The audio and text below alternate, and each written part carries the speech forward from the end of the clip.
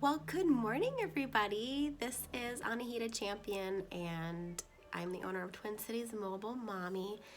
It is an absolute delight to be hosting this workshop for our 8th annual Rose Brunch. So thank you so much for participating here today, and thank you so much for your contribution in supporting our sisters in Tanzania, and of course the business owners here today that are joining me on this platform to bring you some really fun workshops.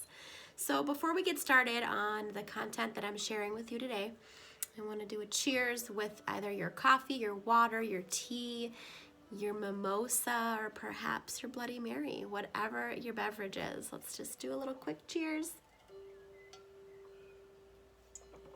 because I know we would be having some really, really good brunch if we were all together today outside of all of this coronavirus. So the premise of my content that I'm sharing with this workshop today, which is titled Organizing Your Home and Your Mind, comes from the services that I offer at Twin Cities Mobile Mommy.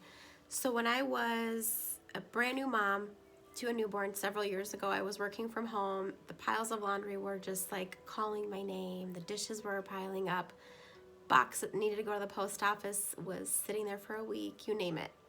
And the to-do list kept stacking and stacking, and then my anxiety kept rising and rising, and then the baby was needing my attention, and so was my work. So the concept of Mobile Mommy is to help families of the Twin Cities by reducing their anxiety through the content that I share and also my services. So for those of you that are local, feel free to reach out if you have questions. But for those, across the world, I hope that my content here today and also on my Instagram and my website and my social media can help you out reducing some stress and then giving you some insightful and uplifting ideas to maneuver through this busy life of ours.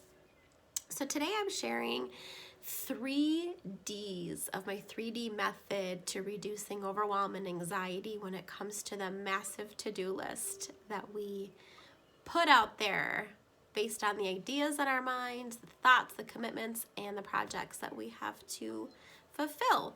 So for those that are participating in this workshop, you should have received an email with 4 templates. One of them is called Mental Declutter, To Don't, To Do, and Ta-da. If you don't have that, that's okay. You can just use a blank sheet of paper, maybe a couple of sheets to go through this activity. Or if you do want to pause this video, you can go to my website, twincitiesmobilemommy.com, and the memo tab has a blog called Mentally Decluttering Your Mind, so you can print off the PDFs. So to go forward with this, the idea with the 3D method is to reduce our anxiety by coming up with a to-don't list, a to-do list, and a ta-da list. So the idea of a to-do list is, of course, to have a very condensed and fulfilling task list of projects and priorities that you are going to focus on. We already know that we're all so good at having to-do lists. I mean, the to-do lists generally have a to-do list. Don't forget to do the to-do list. So I'm not here to tell you what to put on there, what not to put on there, but I am here to share some tips and tricks on how to feel less overwhelmed, less guilty, or less anxious when it comes to incorporating other people to help fulfill those to-dos.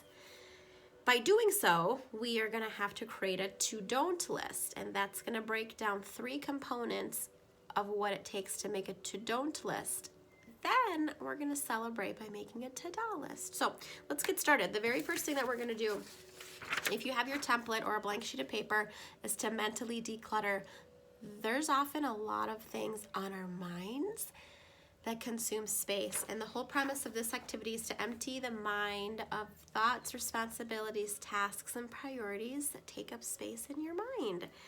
Projects on your plate, ideas, and obligations. So I want you to take a few minutes. Again, you can just listen to this now and play it back later, or pause it here and then finish doing this activity to move on to the next part.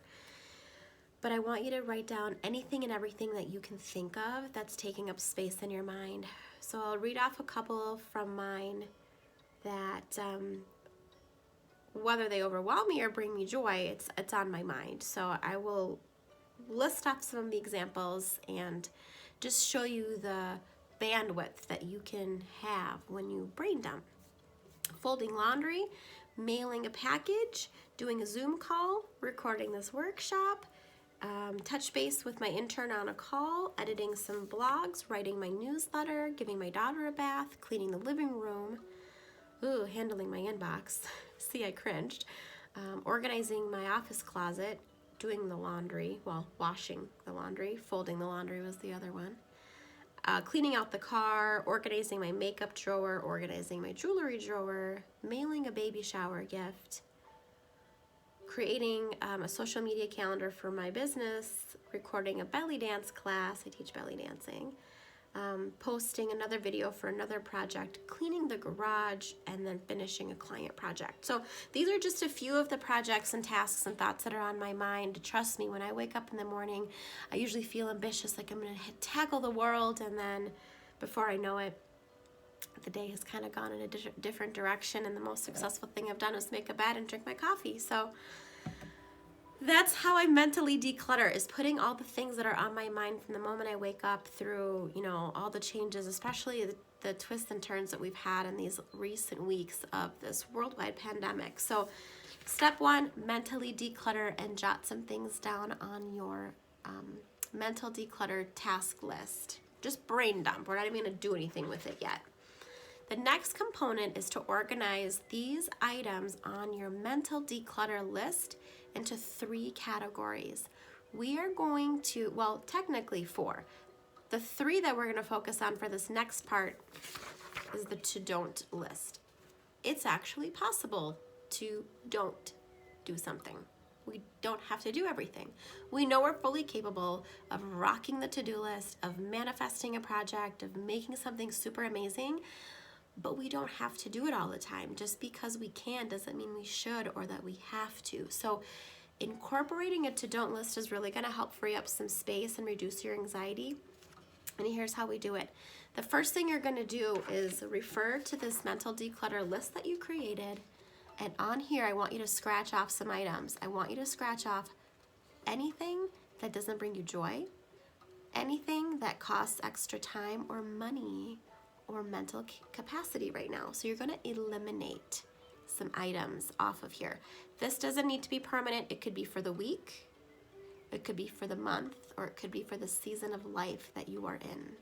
Some people like to do this activity every week. Some people like to do it just once a month or maybe every few months just to check in with yourself. So eliminate what does not fulfill you, what doesn't bring you joy, or what might cost extra time or money.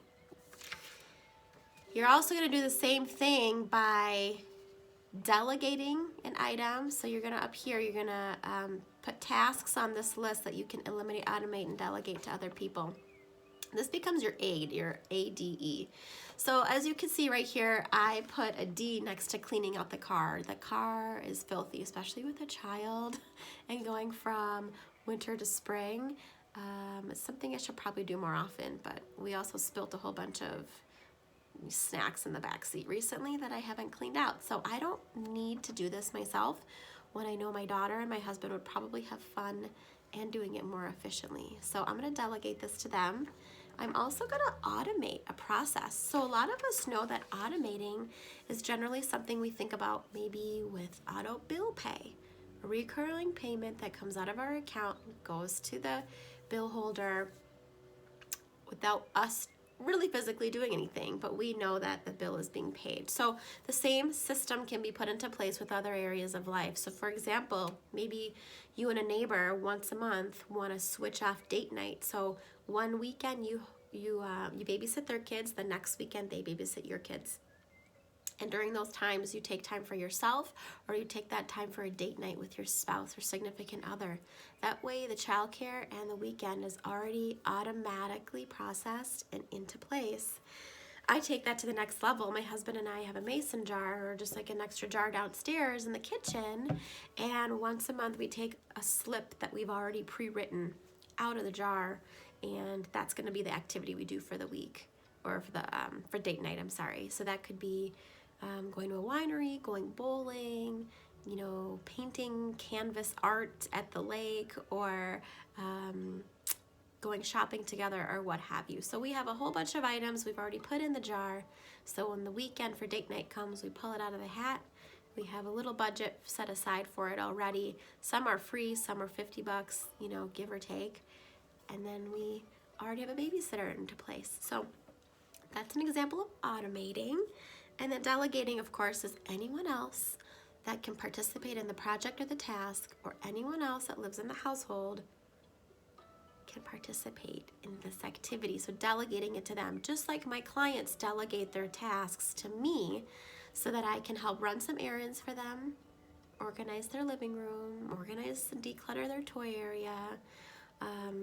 Some of them have handwritten notes they need to finish writing.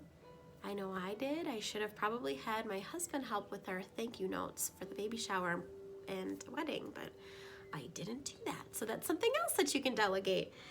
So find some things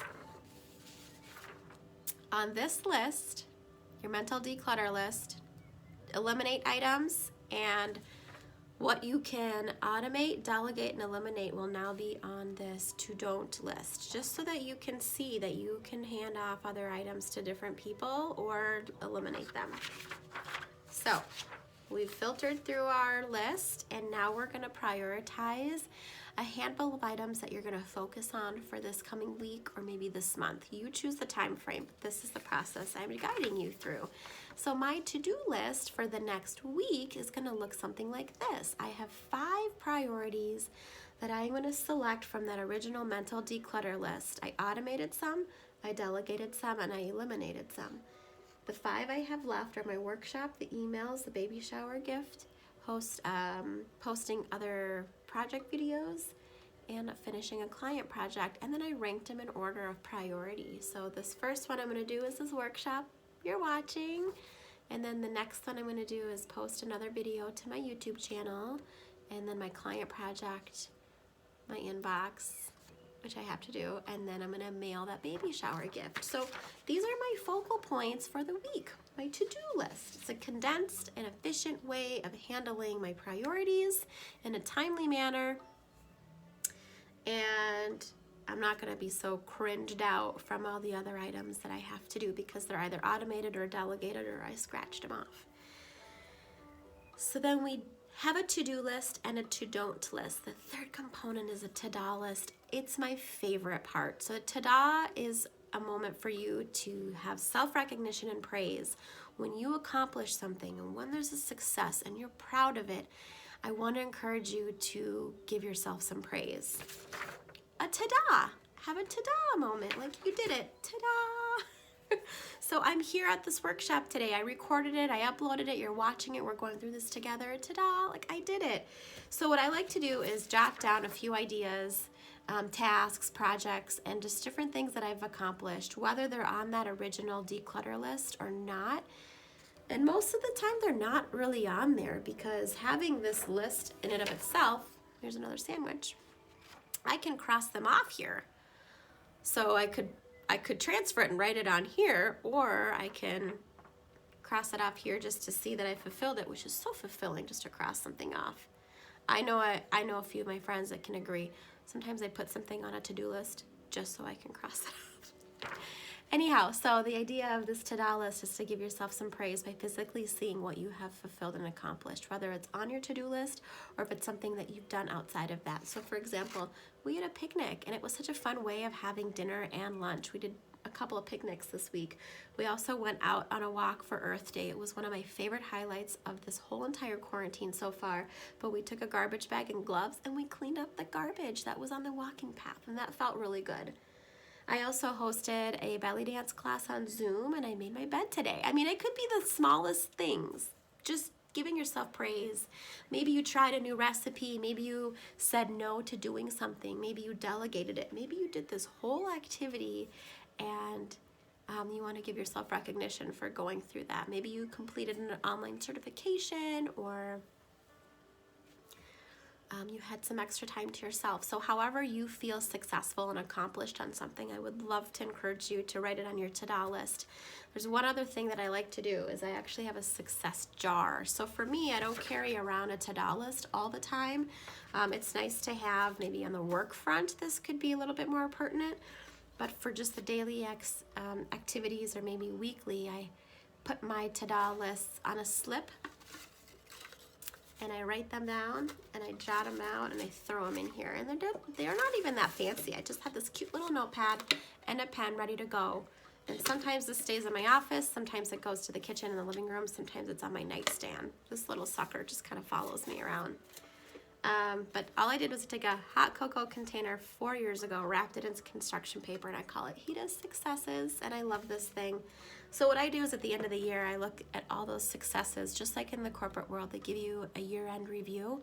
This is kind of a way of giving yourself acknowledgement for all the amazing things you did or didn't do. If you tried something and failed, I still want you to acknowledge yourself because you tried it. You went out of your comfort zone, and it was important to you that you tried it. So I hope that the to-do list, to-don't list, and to-do list is helpful for you. I hope that you feel a little bit more mentally decluttered and that you can go about your business with your tasks and responsibilities, but focusing on the things that you truly love. Thank you so much for participating today and for supporting World Encounter. Again, my name is Anahita Champion. It's been a pleasure to lead this workshop. I hope you have a great day. Cheers.